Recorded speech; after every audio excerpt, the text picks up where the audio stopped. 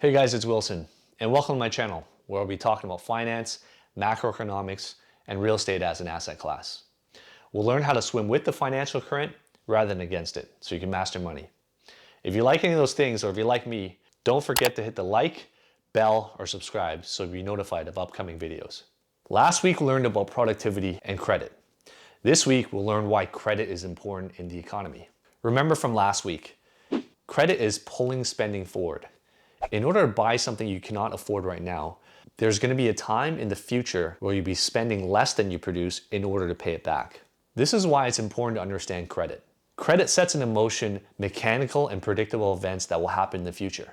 This makes money different than credit. Let's take, for example, you go to a bar. You go to the bartender and ask for a beer. The bartender gives you a beer and you pay him cash. And just like that, the transaction's settled. But imagine you went to the bartender and asked for a beer, and he gave you beer, and instead you started a bar tab. You created an IOU. You created credit. That's an asset and a liability. It's an asset for the bartender because you're going to pay him back, and it's a liability for yourself because you owe him money when you clear the bar tab. Not until the end of the night, where you go back to the bartender and pay your beer tab, the asset and liability disappear. Debt disappears and the transaction's settled. Most of the economy is credit and not money. Remember, an economy without credit can only grow through productivity. An economy with credit can increase spending by borrowing.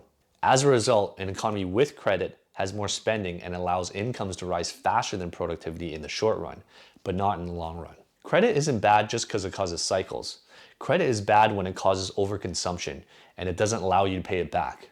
Credit is good when it efficiently allocates resources and generates income so you can pay back your debt.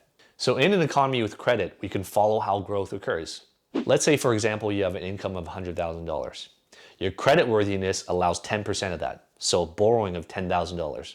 So your total spending is $110,000. And remember, since one person's spending is another person's income, that person's income is $110,000. And 10% of that is $11,000. So your total spending is $121,000. And so on and so on.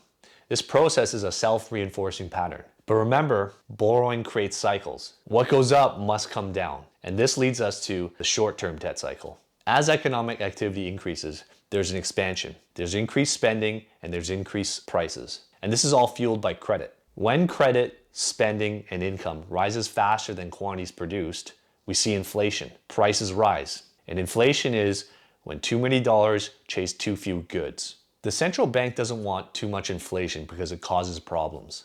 So what the central bank does is they raise interest rates to curb inflation. Increased interest rates causes less borrowing because it's more expensive and less people could afford to borrow.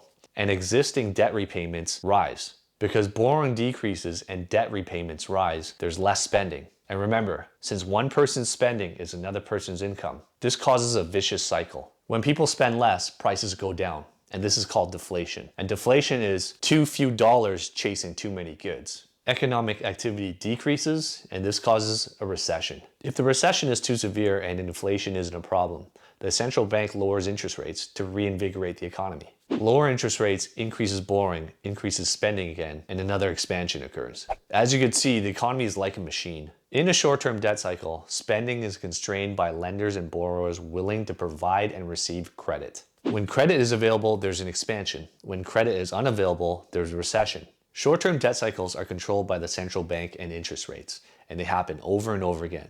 They generally last from 5 to 8 years. But notice that the top and bottom of each cycle, there's more growth and more credit from the previous cycle. Why? Because it's human nature. People have an inclination to spend more and not pay it back. Over long periods of time, debts rise faster than incomes, and this gives rise to the long-term debt cycle. And that's what I'll be talking about next week. Don't forget to hit the like, subscribe, and comment in the section if you have any questions. See you next week.